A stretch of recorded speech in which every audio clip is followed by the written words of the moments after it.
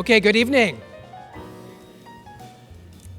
Thank you all for coming. There might still be some people coming up from the parking lot, so if you're at the end of the row, please let people in so that they can get a chance to see.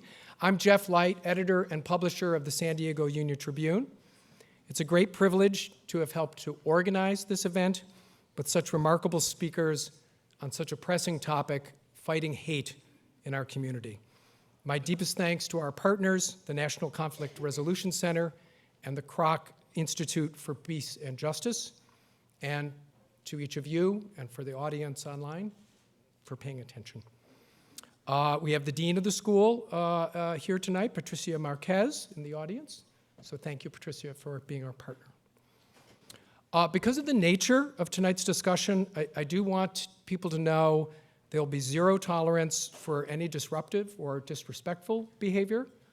Not that I expect any. It's a little hard to hear up here what's going on, so if anybody feels like they have a problem and they're part of the audience, raise your hand and say something, and anybody who's being disruptive will be removed immediately.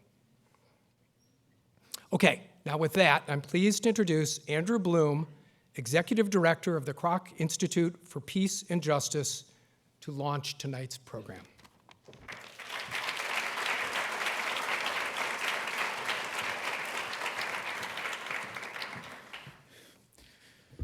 Hello, everyone. I wanted to add my welcome and my thank you to all of you for coming out, as Jeff said, on such an important topic. On behalf of everyone at the Kroc School, we want to say we are deeply honored and humbled to be partnering with the National Conflict Resolution Center and the San Diego Union-Tribune on this event. Thank you to Jeff Light and to Steve Dinkin for your vision and your partnership. The Kroc School is a global hub for peace building. At the core of Mrs. Kroc's vision for the school was to create a place where peacemakers, like the individuals you're going to hear from tonight, could come together to share their stories, to share what they've learned with our students, with the university, and also with the San Diego community as a whole.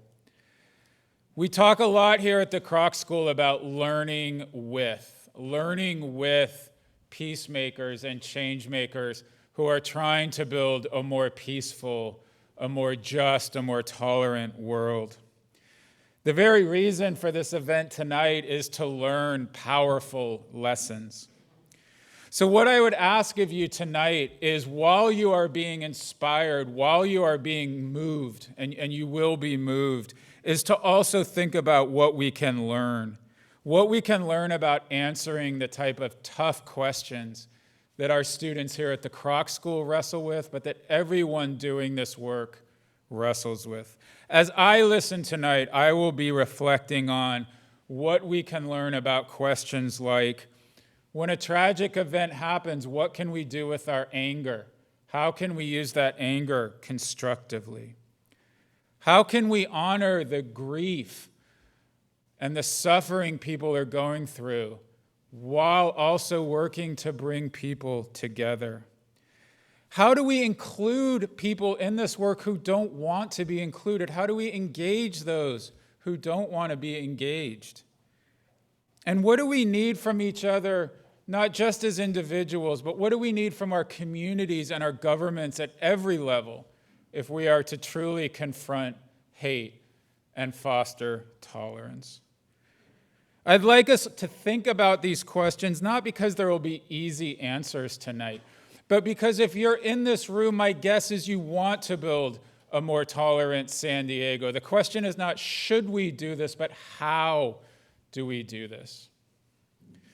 So to begin our evening tonight, to begin our process of thinking and reflecting and learning, I am really privileged to be able to introduce Rabbi Yisroel Goldstein.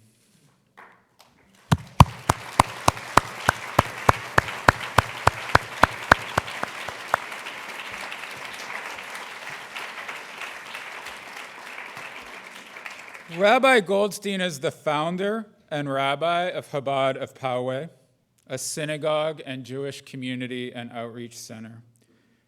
He serves as the Jewish chaplain of the Poway Sheriff's Department.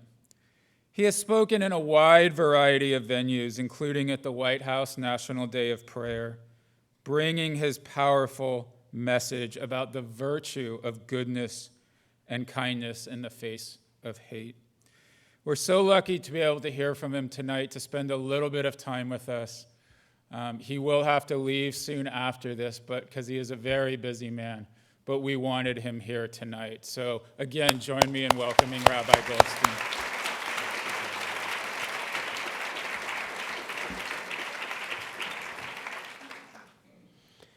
Thank you very much, Mr. Light. You've brought lots of light to the world. That has been actually my tagline throughout all this. I grew up in Brooklyn, New York.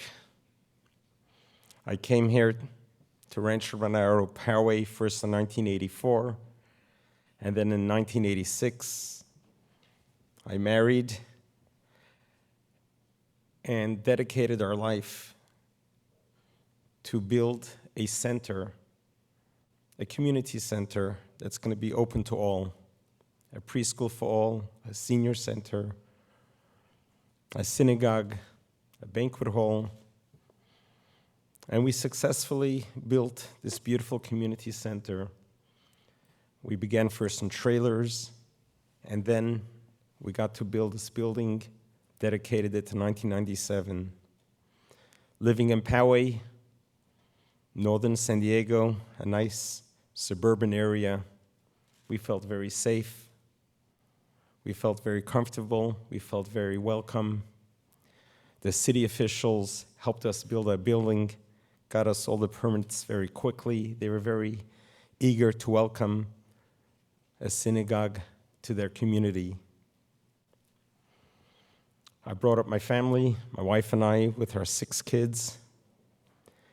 And just 2 weeks before Passover, our youngest daughter got married, and they joined us for Passover. This year, Passover in beautiful San Diego was a true sense of freedom, celebration, of being free people. It all started in Egypt. Some 3,000 years ago, we were slaves for 200 years, and then we became free people. So we understood what it means to appreciate freedom, so that every year we relive it. Every year we have a Passover Seder, we sit around the table, and we read about what used to be, and we read about now. But there's one verse that resonates there. It says, in every generation, they rise up against us to take us down, but God Almighty saves us from their hands. And it's right in the middle of the Seder. We sing it, we cry with it, we pray with it. It's a harsh reality. But I thought that I escaped that reality when I left New York. Growing up in a very diverse neighborhood in Crown Heights, Brooklyn, New York. I was 5 years old when I had a little charity box that I was helping raise funds for our school.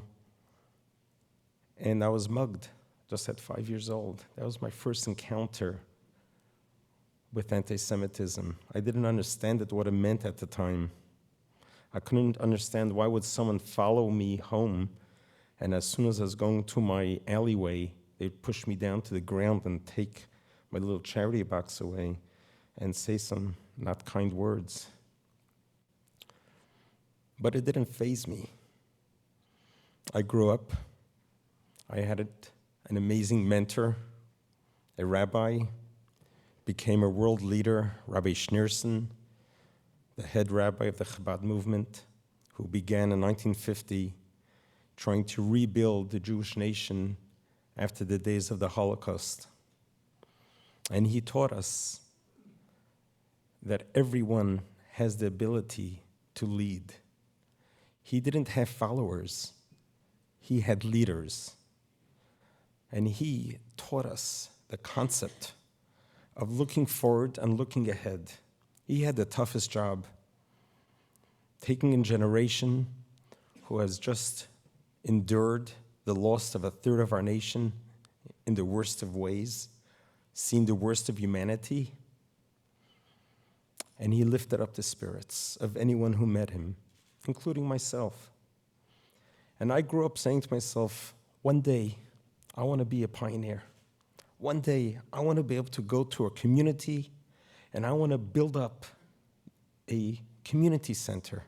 I want to build up a center that's going to be a lighthouse to share light, blessings, love, camaraderie, laughter, singing, dancing. And this was my life's mission from a little childhood on. And I got that wish. I got to build this beautiful community center in Poway. And I got to see thousands of students come and go and just play, laugh, sing. It was beautiful. It all came to a screeching halt just 39 days ago. 39 days ago, San Diego joined the ranks, sadly, of a city where a synagogue, 6 months to the day, was attacked in the worst of way. The first days of Passover, it's about the past. The last day of Passover is about the future. We read from the prophet Isaiah, where it talks about a world where people will live in peace with each other. No jealousy, no hatred, no sickness. The wolf and the lamb graze together. And I looked forward to every year reading that, because living in a world that we are living now in is such a paradox. So much prosperity, so much advances in so many areas, but the paradox is so much darkness. And so many are lost. So many are living a life aimless, godless. And it's a true paradox. Come to realize that we need to pray for better times. And that's what I was looking forward to that Saturday morning, 39 days ago. When I left the sanctuary to go freshen up, I saw Mrs. Laurie Kay standing in the lobby. She asked me what time is memorial services. I tell her another 15 minutes. I go to my office, freshen up, I come back out. I walk through the lobby, I see her, she winks at me, I wink at her. And I turn around to go to our banquet hall where the washing sink is. And within seconds, I hear the first gunshots. I turn around to see what those noises are. And I get to see right in front of me, not 10 feet away from me, a rifle with this murderer, this terrorist aiming right at me. Behind me, I hear children playing. My own grandkids are playing there. I had a split-second decision to make. Where do I go? What do I do? How do I react to this evil darkness entered, violated our sanctuary, our beautiful home? What do I do at this very moment? And it was a split-second decision. Your instincts kick in. You got to save the kids, no matter what happens to you. As he lifts up his rifle and takes aim at me, I just turn around to grab the kids. As I turn around, he ends up getting both of my index fingers. And I continue. I corralled the kids out of the room, brought them to safety. I come running back up, ready to run in the line of fire, not knowing what has happened since I left. It was a horrific silence. I had the worst of fears that perhaps he has massacred everyone in my sanctuary. That was running through my mind. I ran through the lobby, saw them working on Laurie. I looked in the sanctuary, I saw it was empty. I saw people trying to call 911. They couldn't get through. I ran into the reception office, and I started to dial 911. It was then that I realized I lost a finger. I kept on dialing again and again, couldn't get through. Very frustrating, feeling very helpless. But as soon as I saw the first responder arrive, I went outside, and I saw my congregants huddled together in absolute fear and terror and horror. I saw the look on their faces, and I said, I got to do something for them. I grabbed a chair, and I stood up on a chair, and I announced to them, I said, we just read it at the Seder table.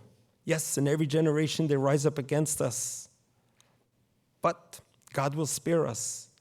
God has spared us today. And stand tall and stand strong. We cannot let this destroy us. We cannot let this take away our freedom. We're not going to let this happen. And I was screaming at the top of my lungs, getting it through to them. And I said, let's sing together. Let's sing a song of hope. Let's sing a song of faith. And I shouted out the words, the most famous words in Hebrew, Am Yisroel Chai, the nation of Israel lives on. Until the paramedics finally forced me to go to the hospital for a 5-hour surgery on my hands. But what I did not know was the effect it had on my congregants when they saw the rabbi standing on a chair with blood spurting out. I had it wrapped with a prayer shawl. And they saw me standing and giving them encouragement and telling them, we're in the eye of the storm. We're in the midst of a mass shooting, and I'm showing them, no, we're not going to let this take us down. It gave them so much strength that what happened afterwards was reported to me. They went to the next door neighbor to a home, and they continued the prayer services. They didn't run home, but they ran to continue and finish reading the prophecy, to continue reading the words that one day there will be peace in this world. One day there will be no longer hatred. One day there will be no longer jealousy. It was that night, after I got out of surgery, when I was surrounded by family and friends, they asked me what my message was. And my message was loud and clear.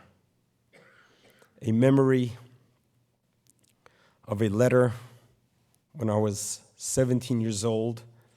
I was in a suburb of Paris, France. I was sitting and studying in rabbinical school. And I wrote a letter, I penned a letter to the Grand Chabad Rebbe, my rabbi. I said, I'm having a hard time concentrating on my studies, and I have many intruding thoughts. And could you give me some advice, or give me a blessing that I can have more clarity? And the Rebbe himself would receive thousands of letters a day from leaders, heads of countries with far bigger problems than an adolescent trying to figure out concentration on studies. So I really did not expect an answer. But it was helpful for me to write to him and get his blessing, whether I got an answer or not. But lo and behold, about a month later, I get an answer. Here I am, 17 years old, and the world leader writes a letter to me. It was an earmail letter. For those of my generation would know what that is. The blue trifold paravion. And I open it up. And what does he write to me? And he writes as follows. He says, when you're dealing with concentration, don't challenge the intruding thoughts, just change channels. And he writes at the end of the letter, if a little bit of light pushes away a lot of darkness, how much more so a lot of darkness? That message resonated with me my whole life. Whenever I encountered any level of darkness, of evil, I always light a candle. I always not only think of something bright, but I do something bright, something, an action that's going to create light. And that became my tagline from this whole event. There was a momentarily darkness in our sanctuary when the terrorists violated our holy, beautiful place that was accustomed to listening to children sing, to hear hymns and prayers being sung, replaced with gunfire, but that lasted 10 rounds. And then miracles upon miracles began to occur. Miracles that the shooter did not know how to change his magazine. So he came equipped with enough ammo to kill every single one of us. And the reason why he came, as he wrote in his manifesto, was only because we were Jewish. That's the only reason why he came, to take me down and to take us down. And he had all intents of taking everyone down. But miraculously, we lost just one. Miraculously, there was an Army veteran, Oscar, who took the opportunity to dodge towards him. But when Oscar came there, he sees a chair flying right at the shooter. Till this very day, Oscar cannot identify who threw that chair. No one has come forward to say that they threw the chair. Either it's an unsung hero or some angel came, enough to startle the shooter to turn around and leave. Jonathan Morales, the Border Patrol agent, came running in pursuit. Zach Beresovsky, a 70-year-old Russian immigrant who left Russia because of anti-Semitism, growing up in such harsh times. He hears the gunshots, he runs towards the gunshots, not away from it, to help Oscar and Jonathan. Here we see heroes, the best of humanity, that replaced the worst of humanity. The message that I have taken from it personally, my life has changed forever. Besides losing the finger, looking down the barrel of a rifle faced right at you, it changes you. But how does it change you? You cannot change what other people do, but we can change how we react. I chose to react in a very specific way. Someone told me the other day, Rabbi, I think you're suffering from post-traumatic growth syndrome.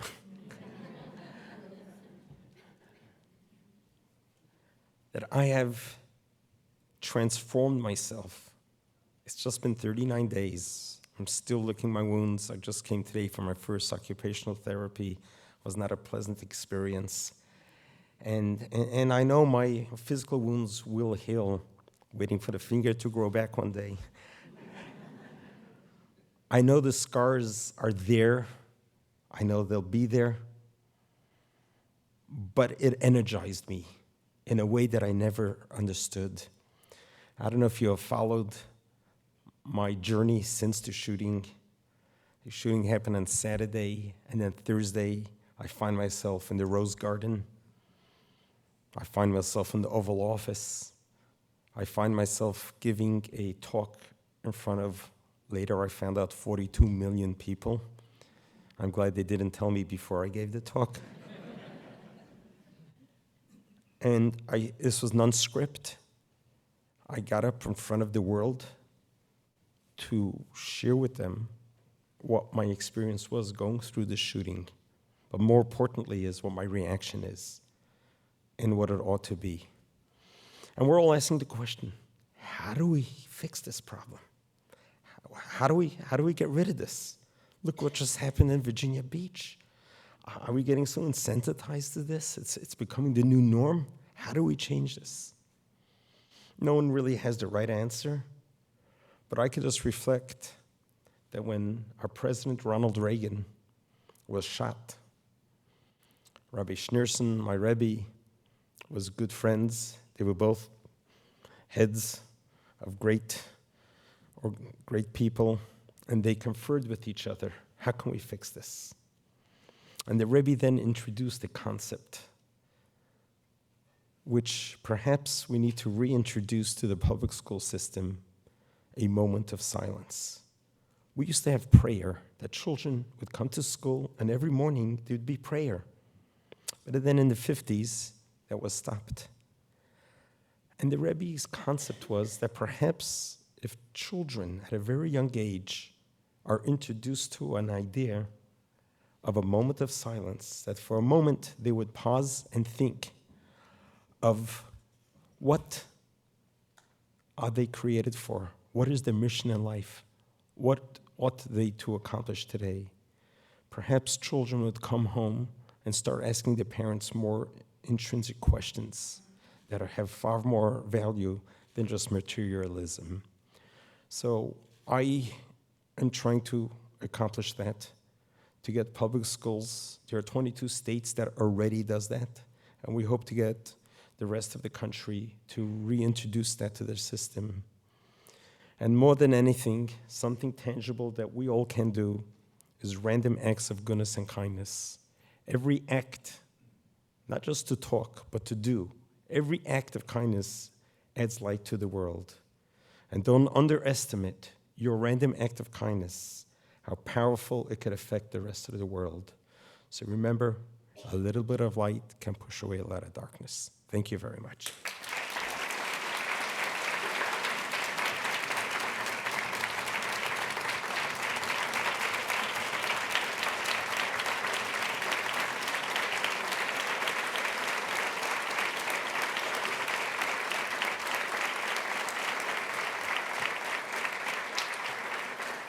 I have taught the children of preschool, give me a high 4.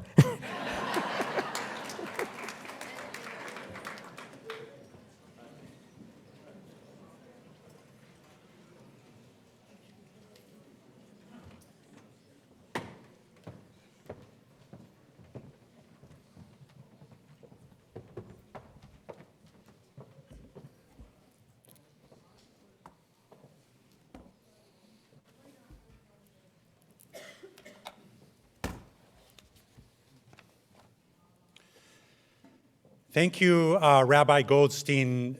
When he speaks about a little bit of light that pushes away the darkness, we're fortunate in our community to have a rabbi that brings a lot of light that pushes away a lot of darkness. And with leaders like Rabbi Goldstein, I have the confidence that we're going to move forward as a society. My name is Steve Dinkin. I'm president of the National Conflict Resolution Center. We are an organization based in San Diego that has focused for many, many years on polarization and on the challenges that we face in our society. We do that through communication skills training, through mediation strategies, and we do that in schools, in colleges, in communities, across society. But on April 27th, something changed in our community.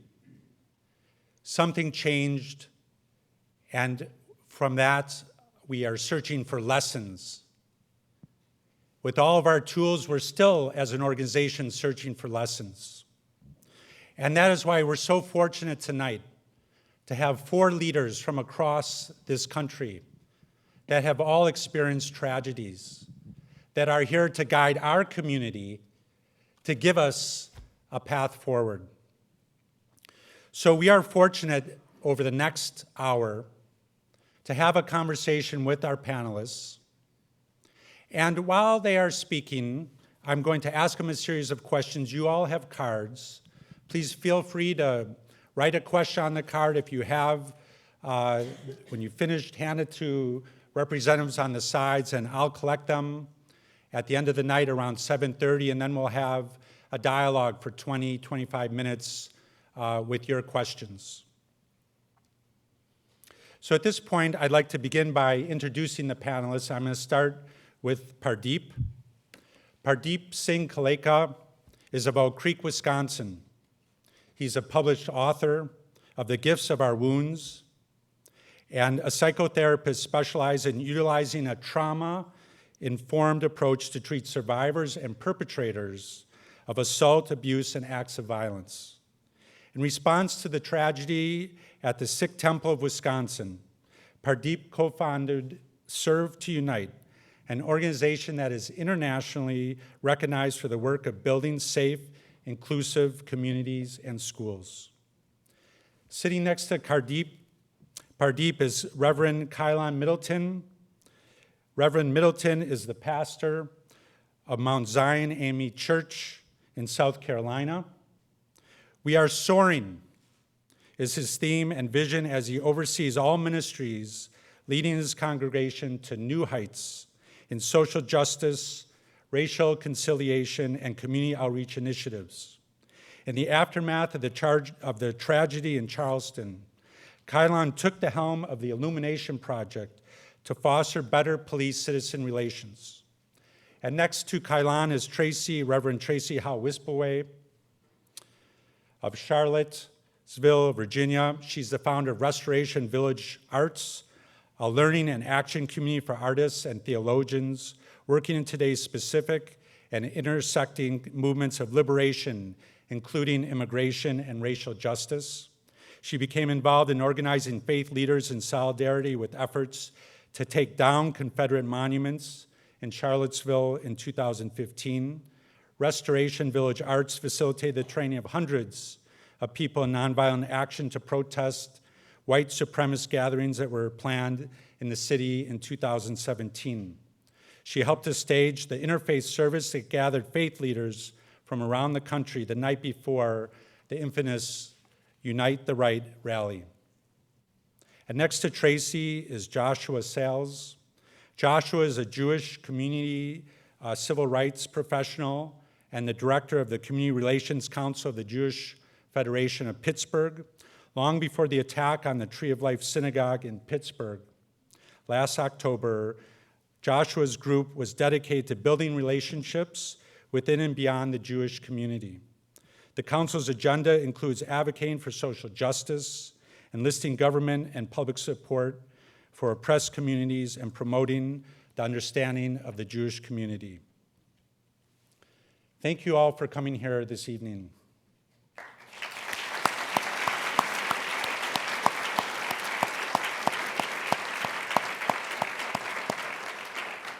I'm going to begin tonight by asking you each to tell your story. I'm going to start with Pardeep. A mass shooting took place at the Sikh Temple in Oak Creek, Wisconsin on August 5th, 2012. Would you share with us, in your own words, what happened and how you were impacted and how you're moving forward? Good afternoon, good evening, Sat Shri Akal. Namaste, salam, shalom. It is an honor to be here and be able to speak amongst distinguished guests, and just an honor for you guys to be, or just a gift for you guys to be here with us. So thank you for being here. My journey in this country began in 1982. My parents immigrated here from India. My mother and father were both farmers. My mother had a 5th grade education. My father had a high school degree. And one of the things that I do when I look back and I worked on the book was I asked my mom, I said, how did it feel when you first came to America? And the one word answer was really overwhelmed. And everything was just so big.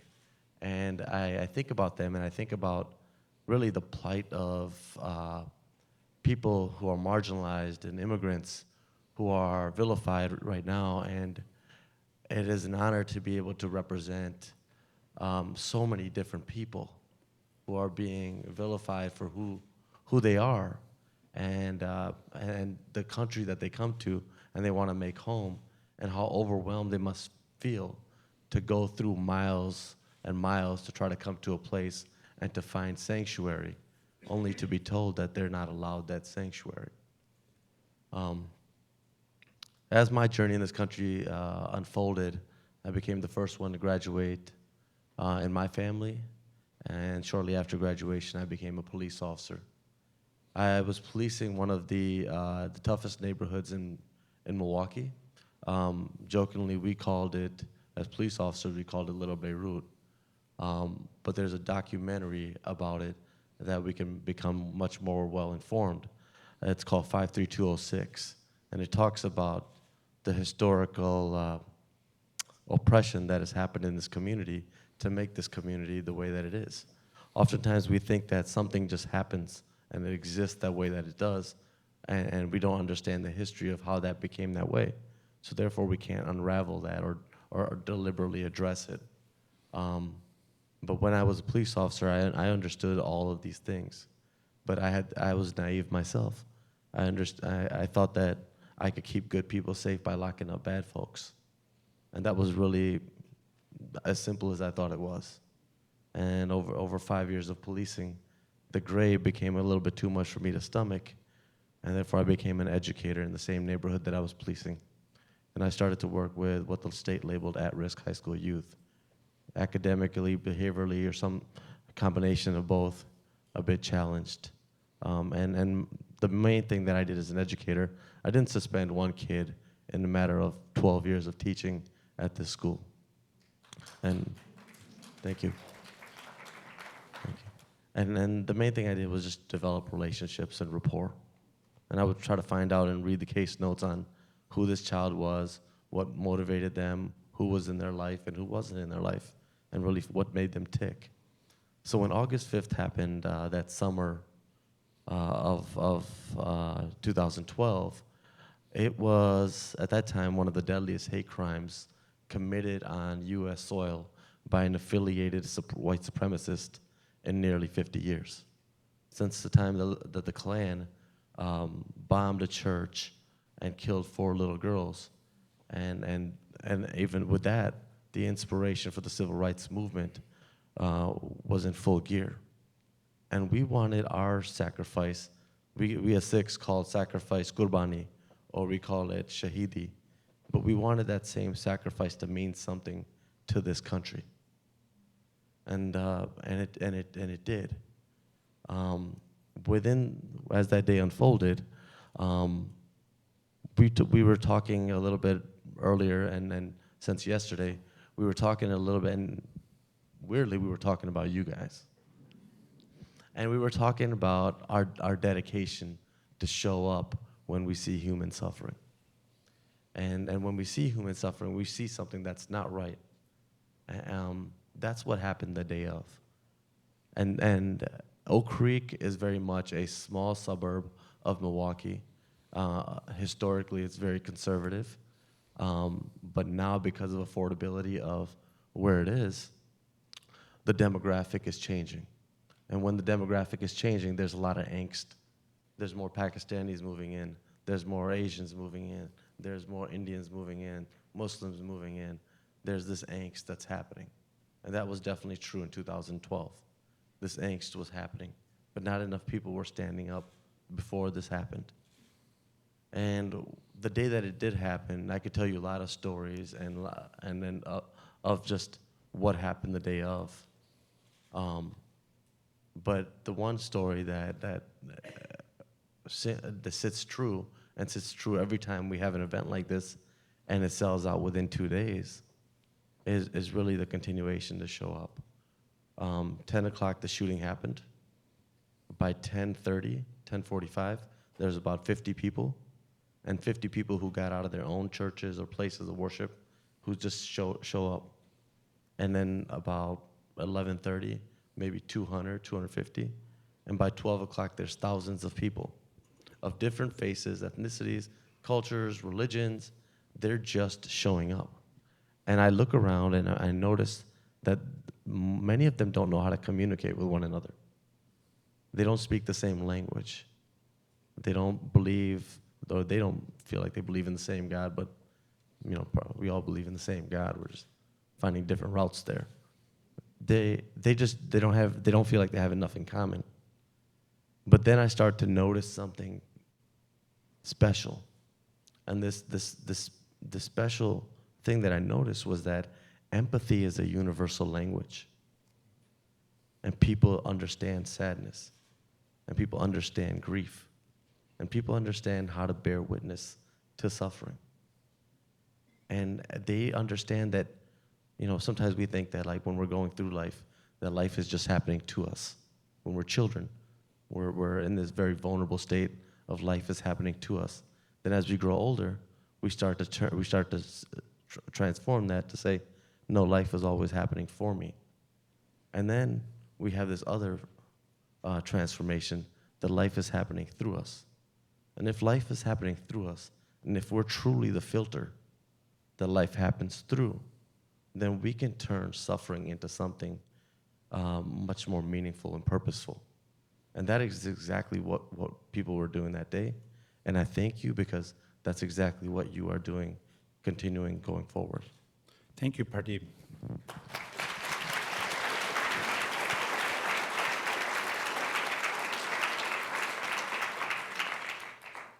Kylon, I want to ask you a similar question. On June 17, 2015, there was a mass shooting that took place at Emmanuel Church in Charleston, South Carolina.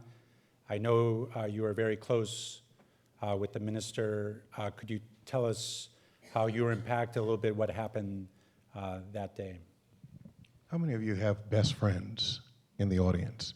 Best friends that you talk to multiple times a day. Sometimes you call them and you don't even have anything to talk about. You just end up, kind of making that call and say, well, why did you call me? I don't know. And then you start talking for 2 hours about something, really about nothing. Clemente Carlos Pinckney was my very best friend. In fact, we were like brothers. Growing up as children, becoming men and adults, his girls are my godchildren. I was there literally in the room when they were born. Our lives were so intertwined one with another. We sharpened each other like iron. We're both ministers in the AME church, although we didn't pastor at the time in the same place. We always checked in with one another in our ministries, in our aspirations. We also, kind of dabbled in politics and other areas. So we were always talking about something constructive, meaningful, and then sometimes about nothing at all. And so June 17, 2015, my entire life changed. His wife, who was also in the church at the time of the horrific mass murders on that day, she called me. I was actually pastoring a church about 90 miles away. I was coming out of Bible study myself. And when she called, it was not strange because I expected them to call because they were driving back to Columbia, which would have been over maybe an hour and 30 minutes from Charleston after they left. He was still in session in the South Carolina Senate. And so when she said he had been shot, I thought she was playing a joke on me. But when she said it the second time, I knew she was very serious. And she said, I need you to come to Charleston right now. So I drove from Georgetown to Charleston, which would have been a 90-mile trip. Should have taken a little over an hour and something. I think I may have gotten there in like 30 minutes. Because I was breaking every speed law. How many of you have ever raced to a place when you know that there was danger?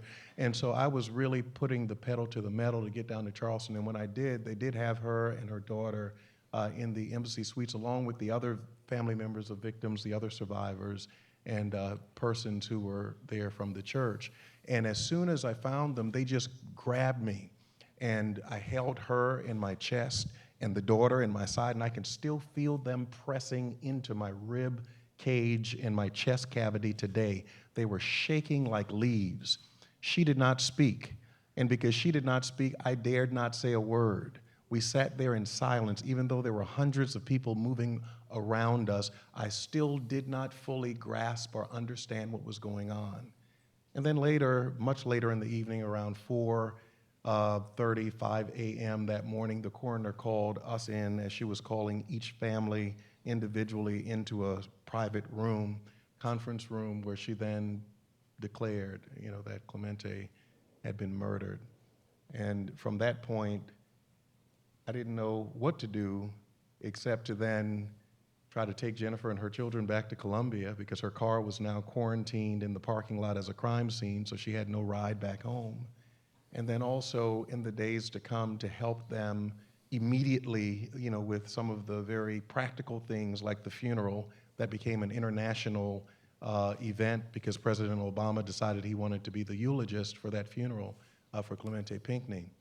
So beyond that, we had to make a decision for ourselves, Jennifer, me personally, and all of us, the survivors, the family members of victims and individuals who were involved in that tragedy, to include the members of the church, as opposed to being individuals who would then be inwardly turned on ourselves and our grief becomes so paralyzing that we could not even function every day. Many of us decided to become activists and individuals who would decide that hate would not win out of that conflict, and turning our energies into a positive, motivating force that then galvanized a momentum that enabled us to take back our communities, to take back our church, to take back our ability to freely worship after a white supremacist entered not only the Emmanuel space, but all AME churches at that time.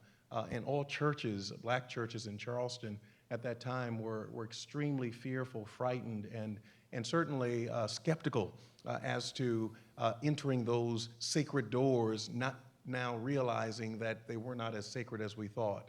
And so my life continued to emerge and evolve because I didn't wake up to be the poster person for any movement and or any mission, of this sort, but I just am determined that we should live in a world filled with peace and justice. I woke up determined each day that we should live in a society where people give one another the benefit of the doubt and recognize that we're all human beings. I wake up every day determined that somewhere, somehow, we should all be able to just love one another and get along. And I'm naive in that sense, but I still believe it. And it doesn't matter if we're white, black, or what our ethnic backgrounds may be. It doesn't matter what our religious affiliations, what our sexual orientations, what our socioeconomic status and or our educational attainment level. We're all people. And because of that, and through this tragedy, I've learned that we should be sensitive to the fact that we should take the time to just sit, talk to one another, learn more about one another, and recognize, just as Pardeep just said, that we can empathize through our sufferings in order to put ourselves in the shoes of someone else, because as I asked you the question and just about every hand in the room went up, we all share experiences that unite us and not divide us. Thank you.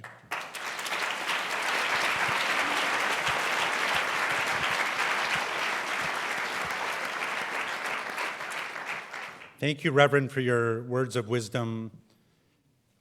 Another story, August 12, 2017, Charlottesville, Virginia. When I spoke to Tracy, she explained how a vehicle plowed into a group of demonstrators, and she said that somehow the story in Charlottesville was different because you knew of this event long before it actually occurred. Could you explain a little bit about what you meant by that and how it's impacted you individually? Sure. First, thank you so much for this invitation. And I wish life and living comfort to all you gathered here and in the greater community. I want you to know the name of Ziana Bryant. Ziana was at the time a young high school student, a young black girl who grew up in Charlottesville. In 10th grade, Ziana wrote an open letter talking about the public spaces in Charlottesville and how she didn't feel safe or welcome in the center parks and squares where there were standing these giant white supremacist monuments. And the history of the parks are founded, and you can read in the original charters. They were designated as white space. Black tenements had been raised, in fact, to create this space. And her bravery and her boldness, as well as other young people and young people of color and queer folks and anti-fascists, were dedicated to this latest iteration of tearing down these white supremacist monuments. And there was a lot of debate, and people who had access to power and privilege and who were not connected and did not have they were not impacted by the living history of these things would come very practically and say, well, we could, spend this much money to tear down a monument, or we could, build this many units of affordable housing. And as a person of faith, my response is we can do both. We need to expand our imagination, our generosity, and recognize that many things that we're dealing with today are operating at an interpersonal and a systemic and a cultural, symbolic, ideological level. So Zayana began this latest iteration of a movement in the city where I was living at the time with my family. And I was a pastor working with university students at the University of Virginia and interfaith justice issues in the city. And Zayana helped teach a lot of us how to show up together as a community. What I talked to Steve about was after a year of this movement, there began to be some kind of national attention, but also local backlash. Two of the main organizers of the Unite the Right rally are UVA alum. And there was a flash mob torchlit rally in May of 2017 that conjured and evoked all the trauma of histories. This image of young men carrying torches gathered around a white supremacist monument shook a lot of people.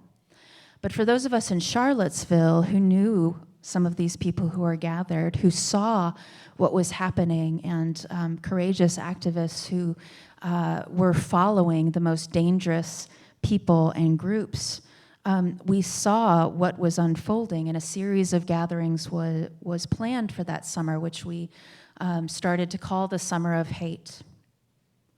And as someone who had been called into circles of public witness before, at Ferguson, at Standing Rock in Latin America, and who had shown up in embodied solidarity on behalf of community elsewhere, now saw unfolding in my own hometown something. And the thing that I knew is that we needed help, and we needed people to stand with us as people of faith and conscience. And my husband, the Reverend Seth Wispelwey, and my colleague, the Reverend Brittany Kane Conley, started organizing and formed a mechanism for pastoral response to community trauma they called Congregate. And through that summer, we trained hundreds of people in nonviolent direct action with the help of our dear brother, Reverend Osaji Fuseku, who was trained at the Highlander Center in nonviolent direct action.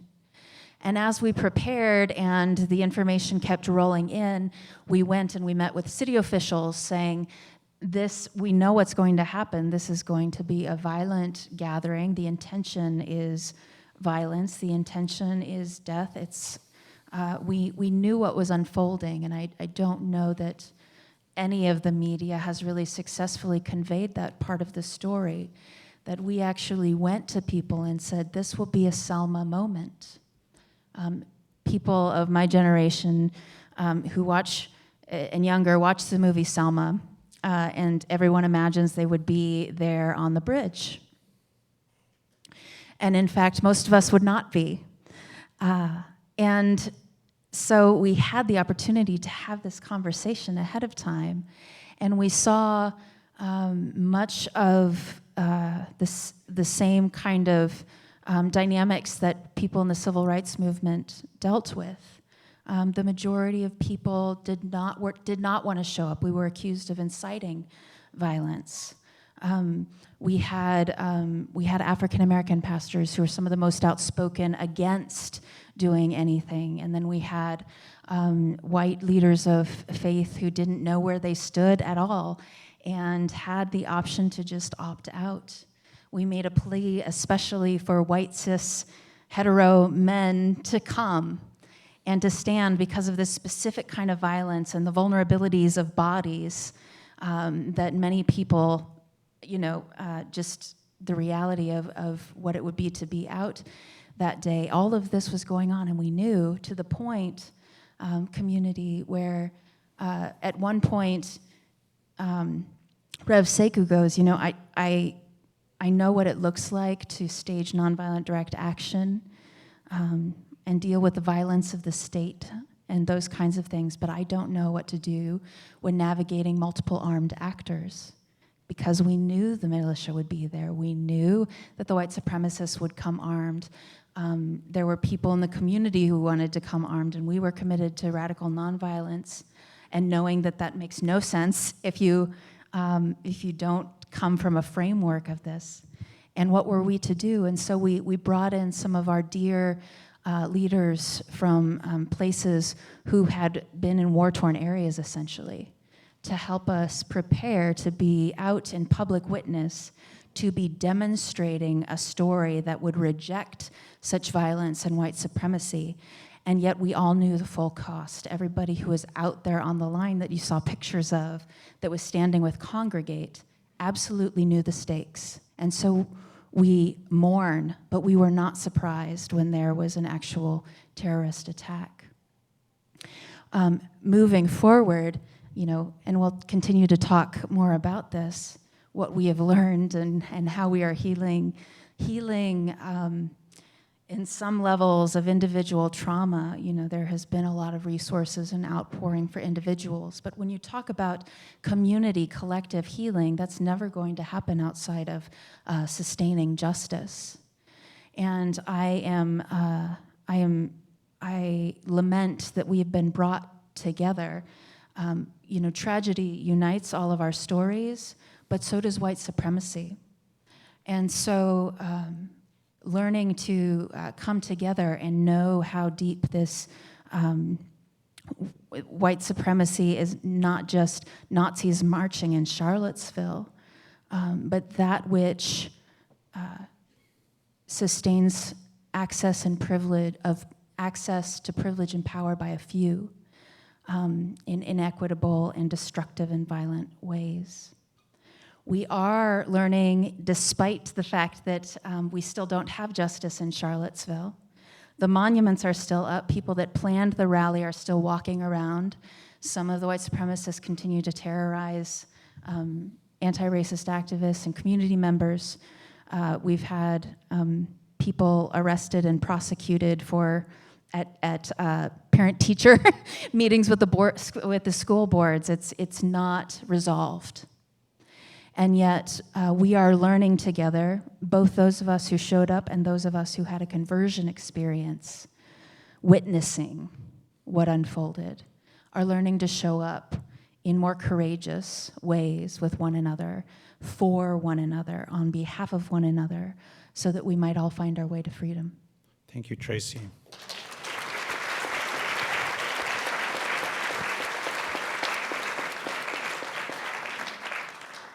2012, 2015, 2017, 2018, October 27, 2018, there was a mass shooting at the Tree of Life Synagogue in Pittsburgh.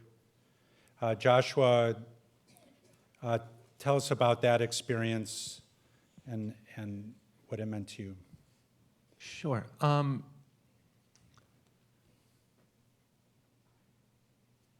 One of the messages that have been spreading far and wide is, 36 hours after the shooting, as soon as I had a moment to process, was that,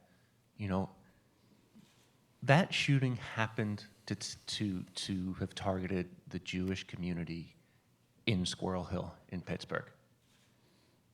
But all you have to do to know that this could have happened to any one of our diverse communities anywhere is to look at the people on this panel. And if you want to go beyond the panel, you can look at an LGBTQ nightclub in Orlando. You can look at a church in Sutherland Springs, Texas. You can look at the mosques in Christchurch, New Zealand. You can look to the bombings in Sri Lanka the other month. The list, you can look to, of course, Chabad of Poway, and the list goes on and on. But I also want to make a distinction that we are sitting here specifically because of an act of anti-Semitism. That we're sitting in this room together because a white supremacist gunman targeted Chabad of Poway, a Jewish institution, and killed one person and wounded several others. And I'm sitting on this panel here. I flew into San Diego because in Pittsburgh, 11 people were killed by an extremist violent gunman, 11 Jewish people. 2 Jewish people were wounded by a gunman. And 4 law enforcement officers were wounded for protecting the lives of Jewish people. And I just want to place an emphasis that when we talk about racism, when we talk about standing together and the importance of community, to place a distinction that anti-Semitism is a distinctly different, not better or worse, but different kind of racism that has manifested itself in hundreds of ways for thousands of years. I have a difficult time talking about the day of October 27th because it's still such a whirlwind to me that while I can recount the events, so much of it is still such a blur. I can tell you that the shooting took place about 9:45 in the morning, and my phone rang from a community member on Shabbat at about 10 o'clock in the morning. And I'm not particularly religious, but I don't work on Shabbat. It's the only 24 hours I have off during the week, and I saw who was calling, and I chose not to answer the phone. And when 2 minutes later they called back again, I picked up the phone and they said there's been a shooting at the Tree of Life Synagogue building in Squirrel Hill. And I hung up the phone and I called the CEO of the Jewish Federation, and he said, I'm in my car. I'm about a block away from the Tree of Life. I'm on the corner. The shooter's still in the building. And he said our director of community security, who I believe was out at his vacation home, maybe an hour and 15 minutes outside of Pittsburgh, who was former FBI for 29 years before he took the position with us a couple of years ago, was doing about, to your point, 110 miles an hour down the parkway coming back to Pittsburgh. The next phone call was from Senator Bob Casey's office, who said the senator is already in southwestern Pennsylvania today. He's on his way. What do you know? What can you tell us? And at that point, it wasn't much. And when I hung up the phone with Senator Casey's office, I knew that I needed to get dressed and go down to the scene. And when I got down to the scene, the police barricades were there, and the first thing I will forget is as I was trying to negotiate with the police to get inside the barrier, the perimeter that they had set up, was seeing the SWAT team, which was no longer in action, but they were going back to their vehicles, and it was just one after another, after another, after another in a line. And I couldn't tell you if it was 8 or 12 or 20 of them. I just couldn't believe the number of heavily armed officers that were walking by.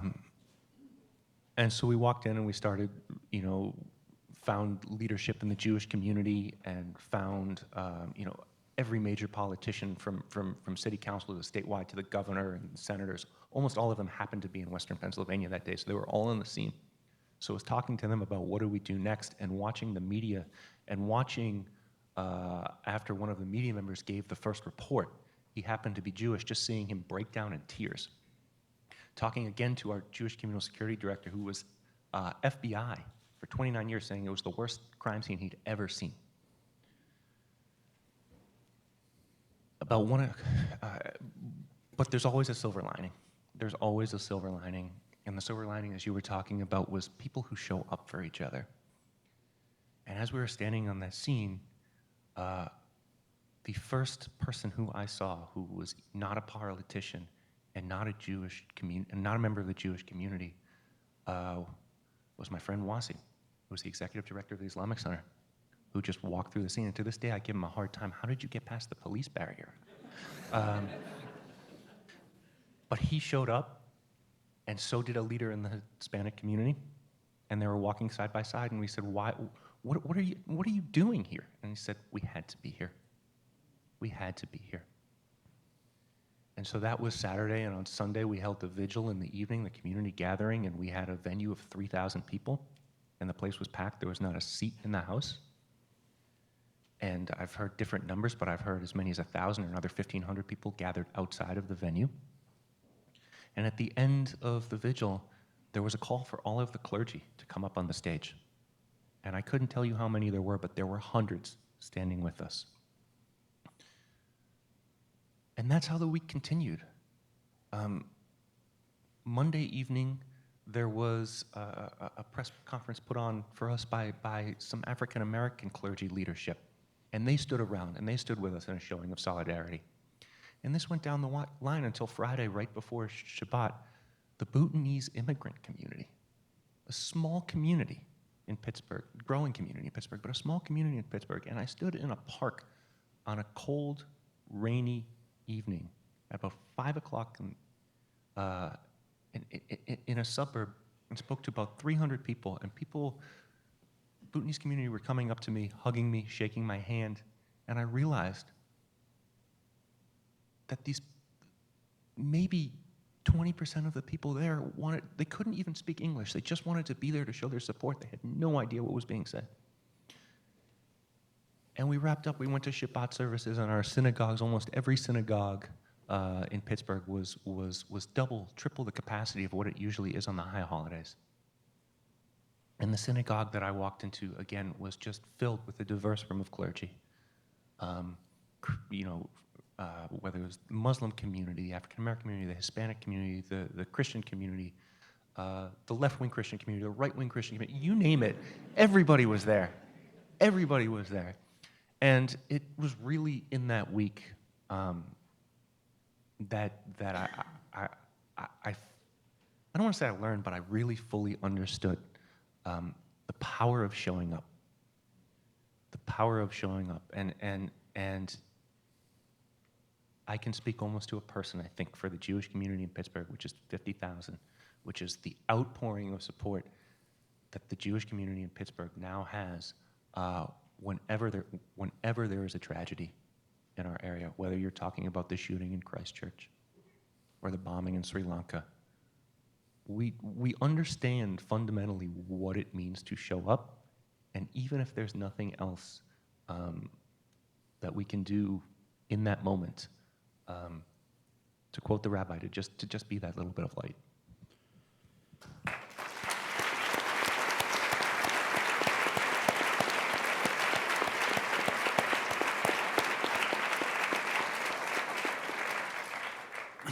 Joshua, you talk about the importance of showing up, and as a community tonight, we have showed up, and we're going to continue to show up.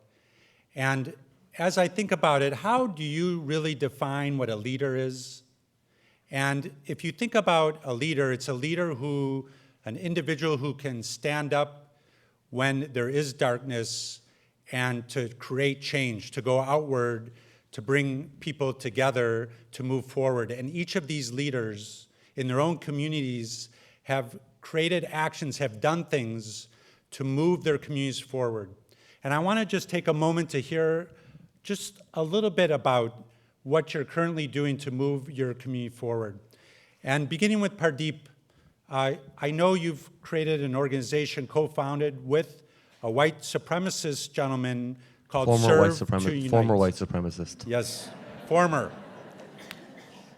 So tell us a little bit about what that's all about. Sure. Yeah, he would get upset if you said white supremacist. Former. Yes. But so our organization is called Serve to Unite, and it was co-founded shortly after the shooting. It was co-founded by the youth, and when I say youth, I'm talking about maybe the 20, 30, 40-year-olds within the temple who said that we're not going to wait for solutions and people to come to us, but we're going to be the solution that goes out to the broader community. And so they realized that, sometimes within the diaspora of becoming, just being American and being from India and being Sikh, sometimes we self-segregate ourselves into those that we feel comfortable around, those that speak our same language, look like us, talk like us, walk like us. And we realized that we needed to do more to be part of the broader society and the broader culture.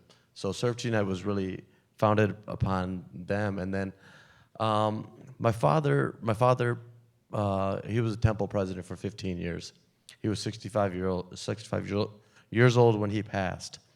He passed with a butter knife in his hand, fighting a white supremacist gunman. And so one of the,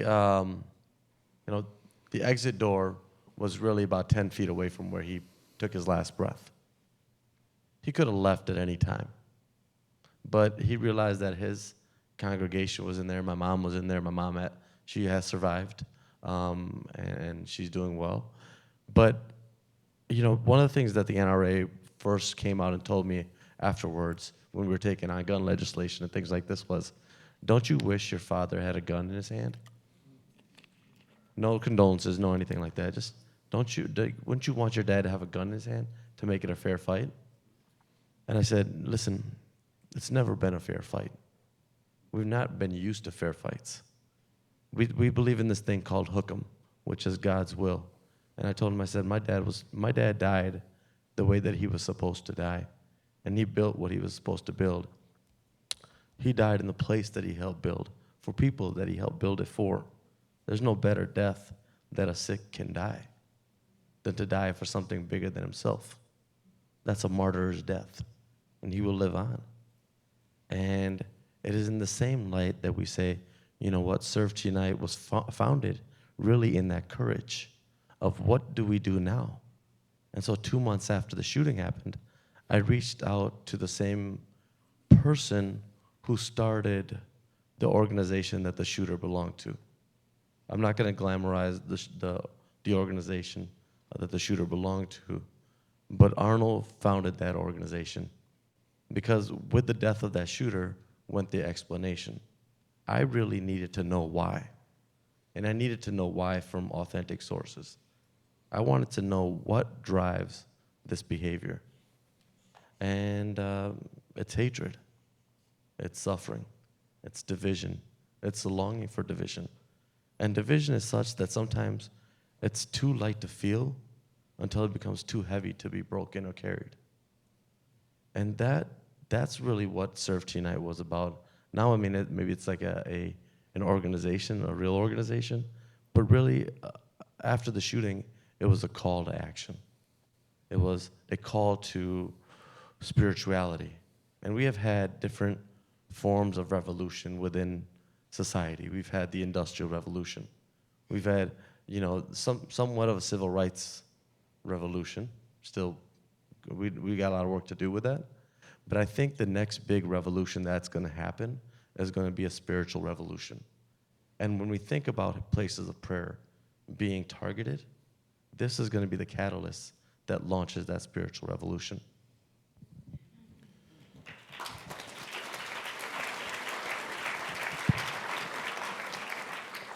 Kylon, the National Conflict Resolution Center does a lot of work in San Diego with police-citizen relations, but you're doing something very special with the Illumination Project in Charleston. Can you talk a little bit about that? How many of you have ever ridden in a police car? Yeah, was that in the front seat or the back seat? I always have to start with that because it was a police officer.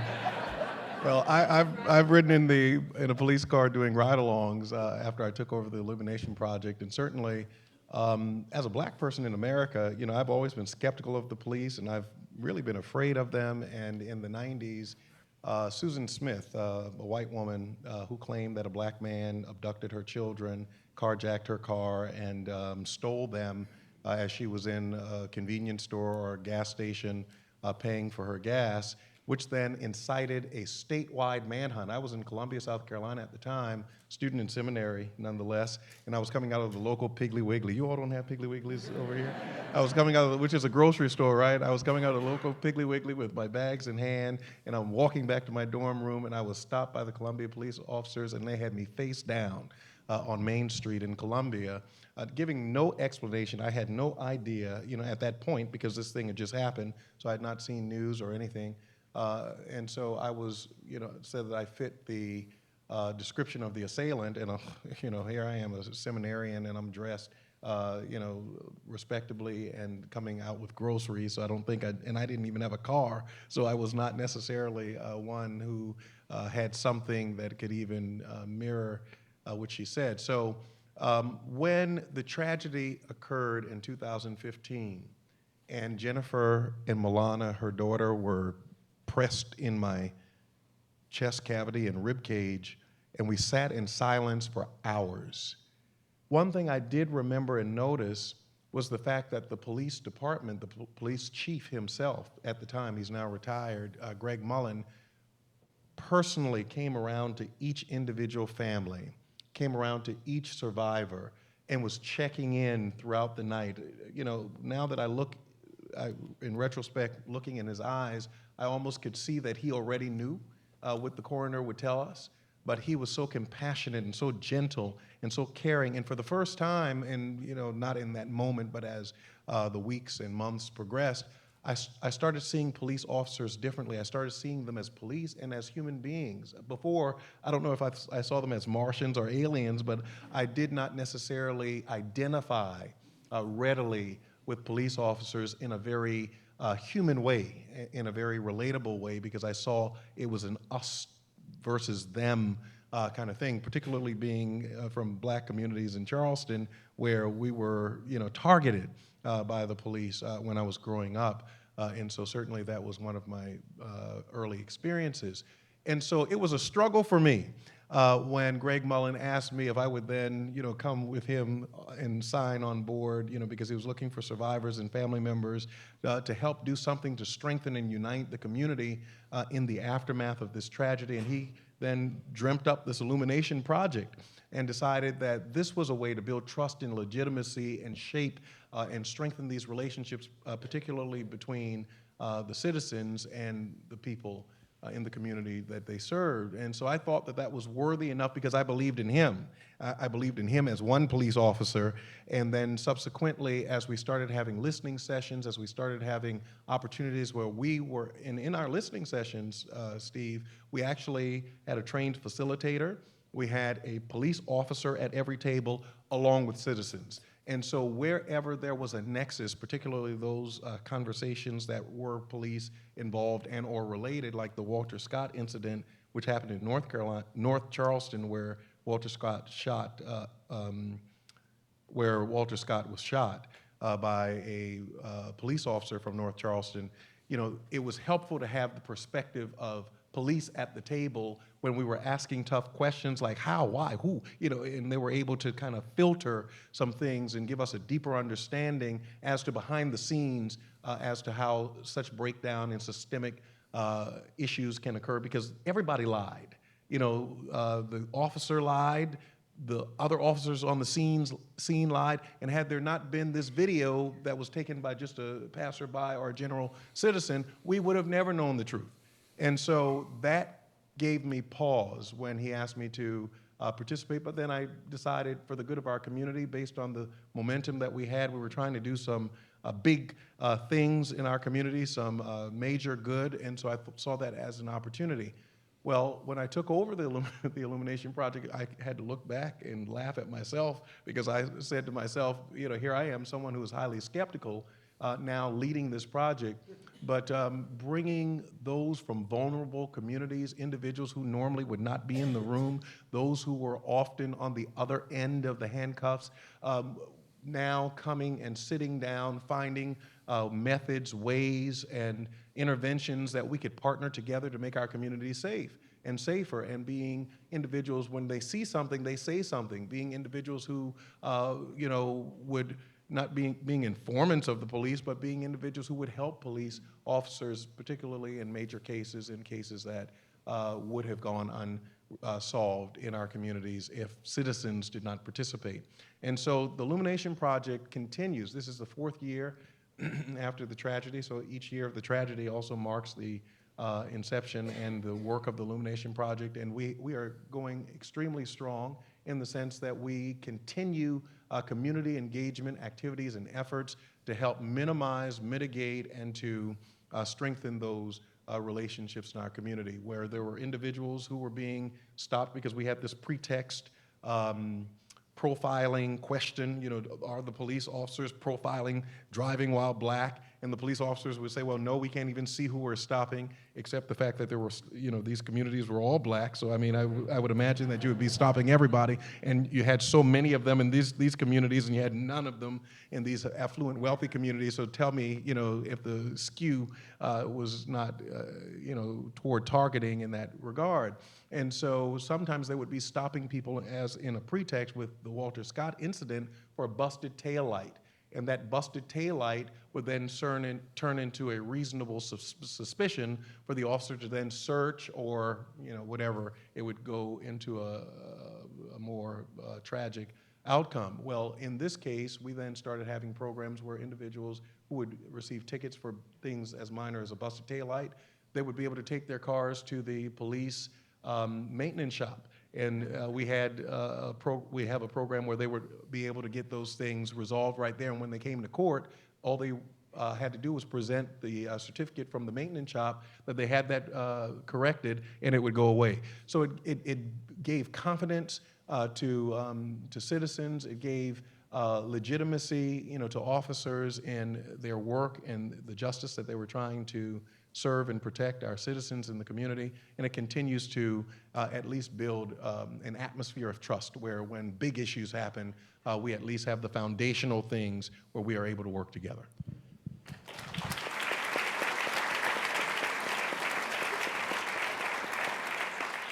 Reverend, let us share these lessons between Charleston and San Diego. Let us move forward with that. And Tracy, you're a theologian and a musician, so it's clear your project, Restoration Village Arts, is an appropriate project that you've been working on, taking leadership role in that in Charlottesville. Tell us a little bit about that. Sure. Steve, when you say moving the community forward, my first response is it's the same people that have been pushing and holding and working and struggling for years and generations.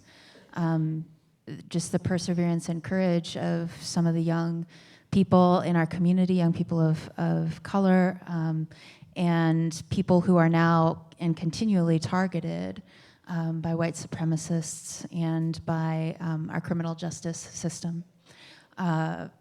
It's just astounding. And so I don't, I am trying to grow in my embodied solidarity, but certainly I'm still learning and growing. And so what resonates a little bit more deeply for me is how are we cultivating our humanity in the aftermath and the continued state of injustice, or where justice and repair are elusive. And I think for me personally, certainly, I have continued to see the power and the transformative properties of art and beauty.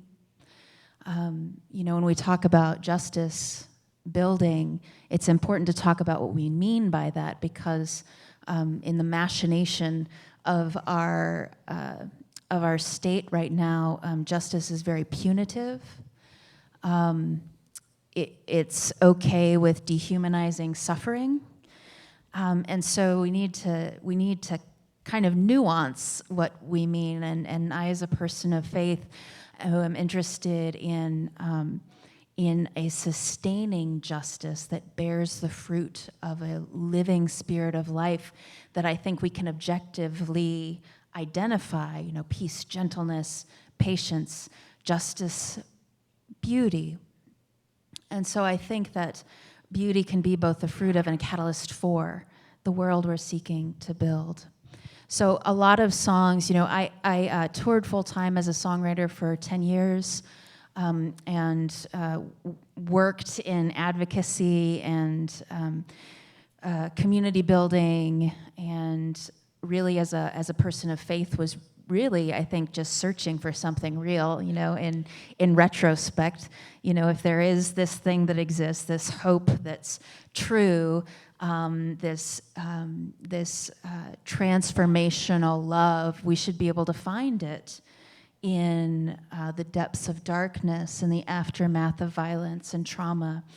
And having the Gospels to kind of draw from, perhaps it was my lack of formation, but I took it quite literally to go to prisons, and took it quite literally, to just kind of find myself in these places of where there was both great need for hope and the objective fruits of this powerful, transforming love.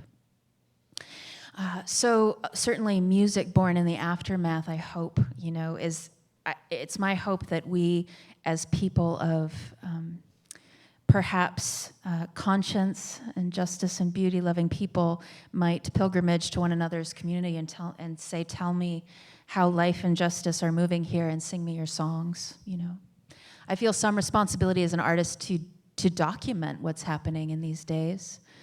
As someone who is a faith leader, I think about things. How do we write it into our liturgy? That is the prayers and the gatherings of our faith communities. Thank you, Tracy. Yes.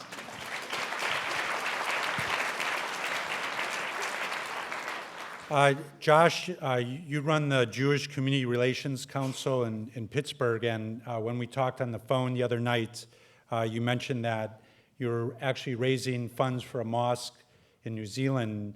The Jewish Council, that's so interesting to me. Can you talk a little bit about that? Sure. So our Community Relations Council, we serve as the liaison from the organized Jewish community to all of the other communities in Pittsburgh. So faith communities, ethnic communities, government relations, really any right. The mission of our organization is to create a thriving, vibrant, engaged Jewish community in Pittsburgh and Israel and around the world. So so there's liaisonship to other places that you may not necessarily think. Pittsburgh Public Schools, right? If you want to have a thriving community anywhere, you need a strong public school system. The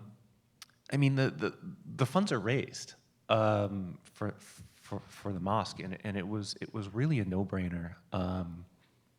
The Muslim community nationally for us in the wake of the shooting of the Tree of Life synagogue building showed up with about $240,000 in a few weeks. And the day that I think, the day of the shooting in Christchurch, New Zealand, at the mosques, that morning when we got the news, that's been post-October 27th, post the shooting on October 27th, that's the worst day I've had. As a professional, as a person, just that feeling, once again, of going back into the office and knowing what it feels like to be a faith community that's targeted by gun violence. And knowing what the Muslim community in Pittsburgh and around the world must feel like. And going into the office early that morning and talking with our crisis management team and saying, what can we do? And opening an emergency box, emergency fundraising box, was no brainer. Of course we would do that. And I remember thinking when we opened it, okay, this is going to be for the Jewish community in Pittsburgh. It will be a gesture of our goodwill. I hope we can get $20,000 in here in a week, and it will be a demonstration that we stand with the Muslim community. We had $20,000 in 6 hours. And ended up, there's now over $600,000 in that fund. And it wasn't just the Pittsburgh community. It wasn't just the Pittsburgh Jewish community. It turned out that because of the relationship that we have with the Muslim community in Pittsburgh, and because of what they did for us, that the world turned to the Jewish community in Pittsburgh looking for a place to support the Muslim community in New Zealand. And there weren't that many funds open, but ours was, and we had donors when it was all said and done from all 50 states and 10 countries. And so you know, those are the relationships that you know, those relationships don't happen overnight. You know, those relationships happen because we've been cultivating them for years, and we'll continue to cultivate them because it's important to have and important to stand with the community. Thank you.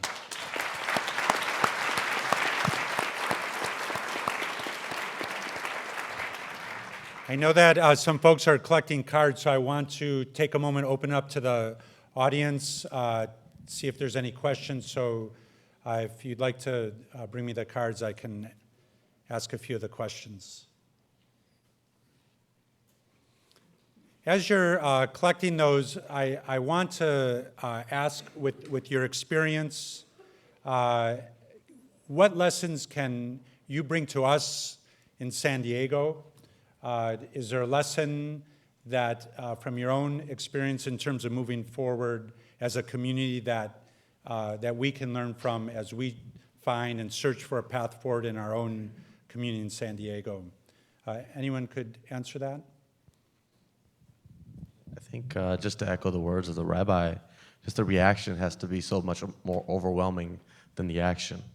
And it's all of our responsibility to have to play a role in that reaction, because the next suffering, isolated person who is watching at home and trying and saying, you know what, I can instill misery to whomever. I can instill division because I feel divided myself, is looking for the reaction. They're not going to want a community to come together after this. They're not going to want a community to be stronger. In Sikhi, we have this saying, Nanak Naam Chardi Kala Tere Bane Sarbat Tapala. And what that basically means is, for the peace and prosperity of all mankind, we shall be relentlessly optimistic that solutions. Yeah, so that's. Thank you.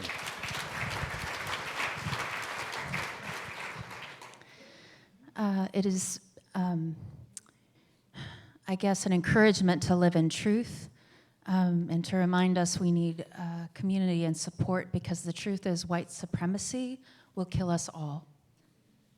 It's doing it to people with black and brown and non-gender conforming bodies much more quickly, but it will ultimately destroy everything. And in terms of what I've learned in Charlottesville, it is that there are people who have been suffering the impacts of the machinations, the death-dealing machinations of racism and violence for years and generations. And I guarantee you have courageous leaders in this city who are at work and who have been at work. And so my encouragement moving forward is, if you're not already walking in the streets and embodying solidarity with people different from you and divesting from the things that inequitably give power and privilege at the expense of exploitation and oppression of others. If you're not already doing that, there's opportunity to do it here in San Diego. I'm sure of that. Thank you.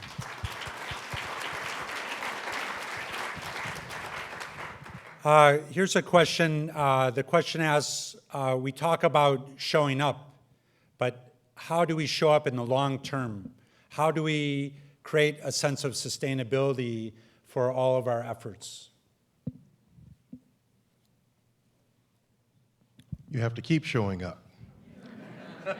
As an individual, you have to develop an internal determination that I am going to be vested in this for the long haul.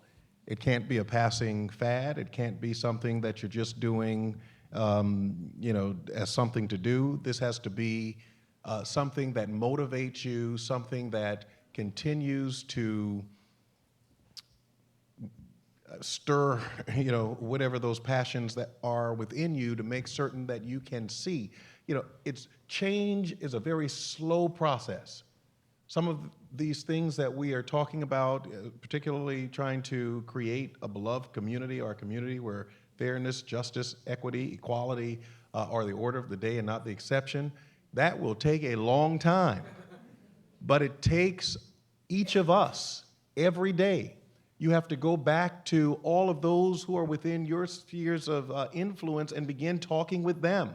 Certainly, more people should have been at this, and we applaud those who are here tonight.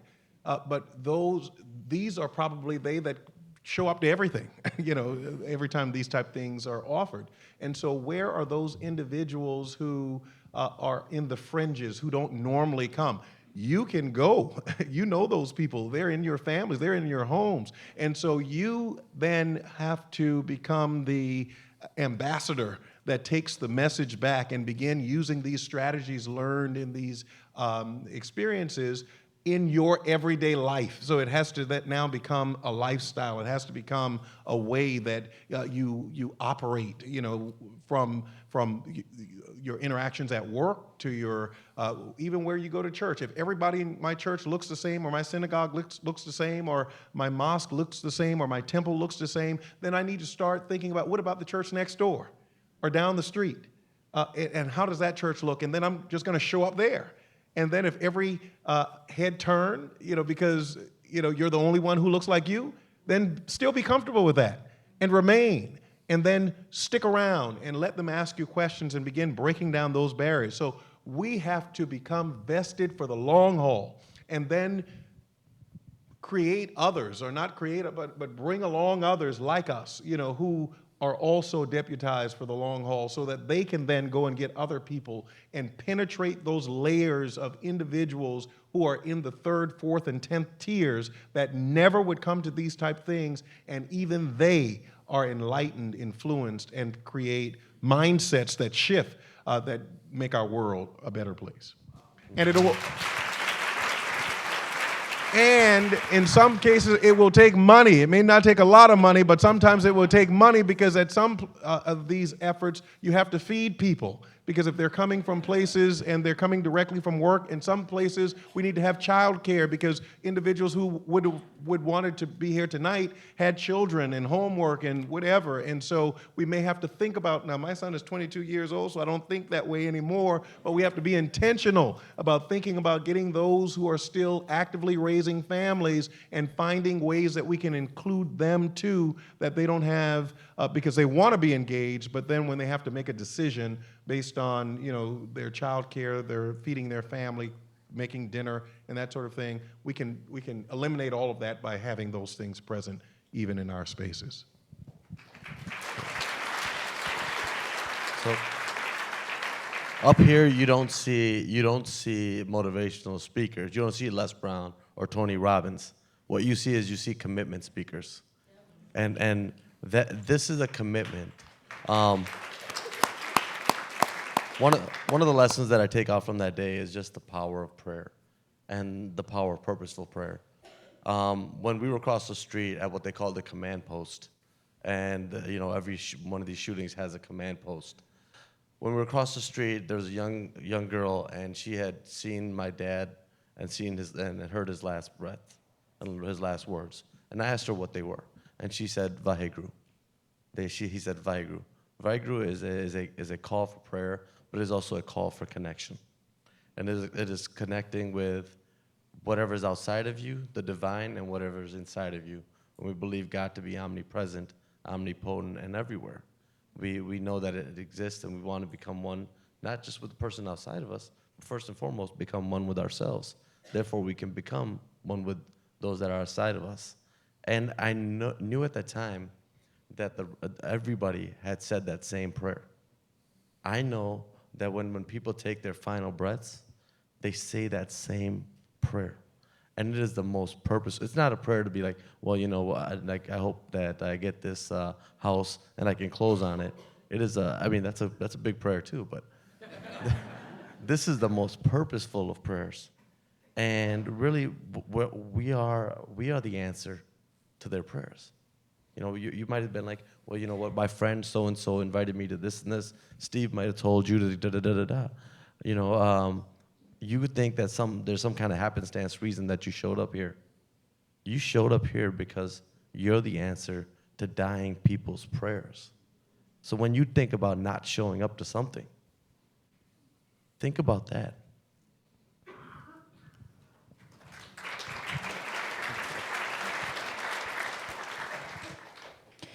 I have a really practical thing as you enter the struggle or sustain the struggle. I live with a degenerative illness. And so physical embodiment in spaces is absolutely critical, and yet the physiological toll of trauma is devastating. So take care of your body. Deal with the trauma. That is just critical. And then the reason that I stay in it is because you witness the community and the life born of it.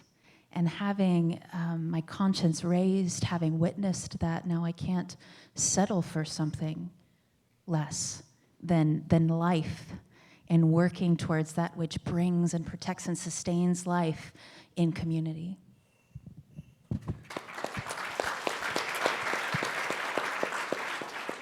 So I'm going to say a couple of things that I think are going to sound obvious, but I think they're worth saying. And one is you can't show up in the long term if you don't show up in the short term first.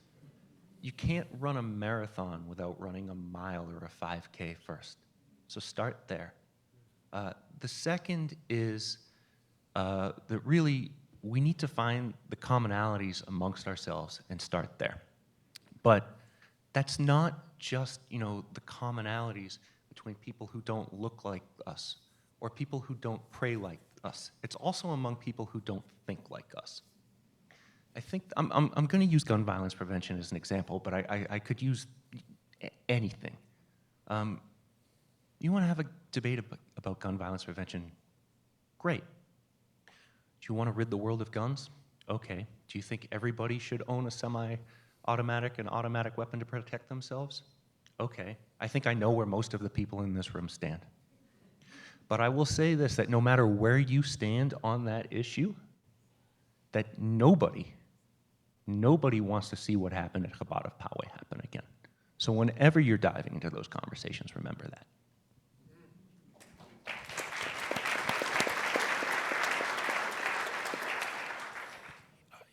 Each of you have had a different time experience of reflection, and looking back on the experience in the aftermath of the various tragedies, is there anything that you would do differently in your leadership, moving the community forward? Is there anything different that you would see as for the community to move forward?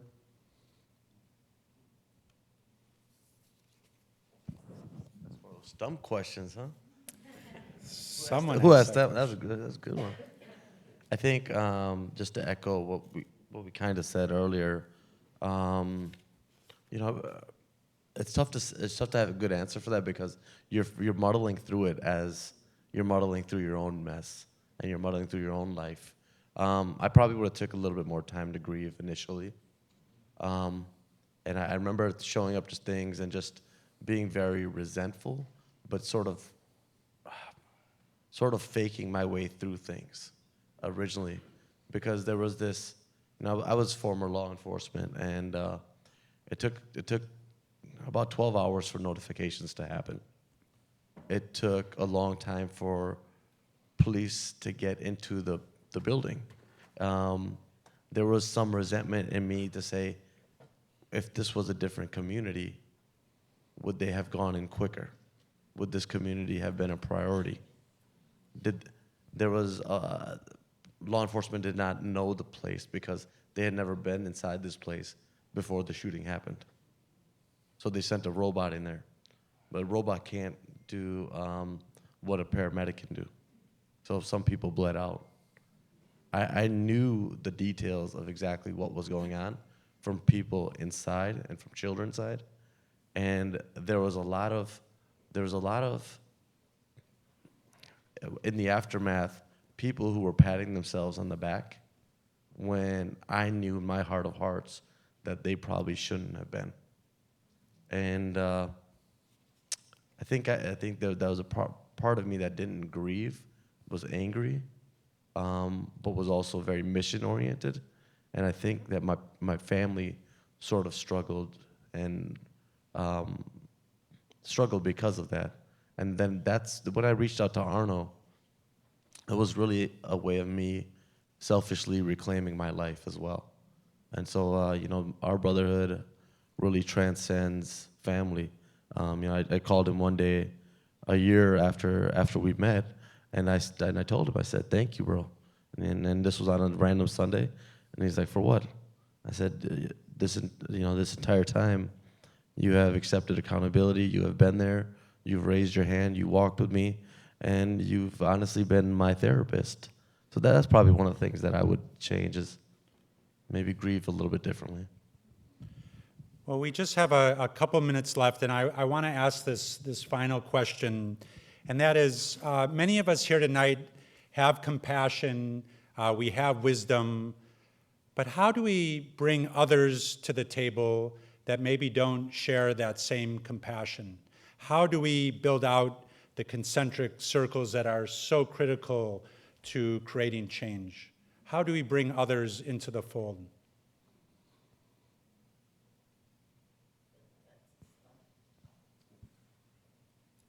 Well, again, through communication, and I think what you've done tonight will at least allow the message to get out. I've seen media and other venues. I think part of this discussion was streamed. And so sometimes when we do this type of work, we do it in closed rooms like this one, and no one knows that it's happening, and we may have only marketed to a certain group. And so it may be a little bit more intentional to market to other listservs or other mailing lists of individuals or churches or mosques or civic organizations, fraternities, sororities, whatever, other groups that exist in our communities that may not necessarily be on this listserv. And so once we begin to generate some level of awareness, then we can pique people's interest to the extent when they hear of the very overarching themes or topics, individuals would say around their dinner table, yeah, I'm interested in that. And yes, I would go, just to, hear more about that. And in those listening sessions, that's how I first got hooked, because there were certain topical things, particularly relative to the police, that I'm like, yeah, I want to talk to them about that. And that motivated me getting there. But once I got there, then, I was diffused because, there were such other dynamic things going on that enabled me to learn so much more than just the agenda I thought I brought in. So not allowing these things to be secret, because I think sometimes we like to come around and talk about these things with one another, and we have a good intellectual, contemplative sort of exhale, and then we go back out, and no one knows that we've done it except us. And then we come back and do it again, the same people. Thank you.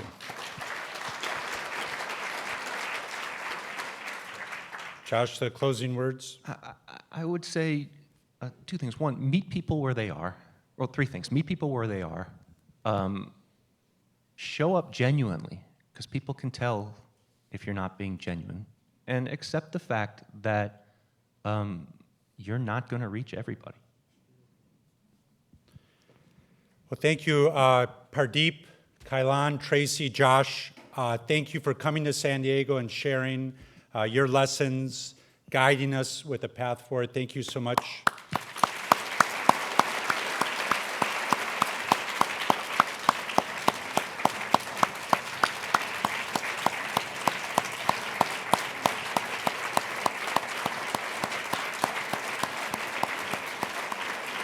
I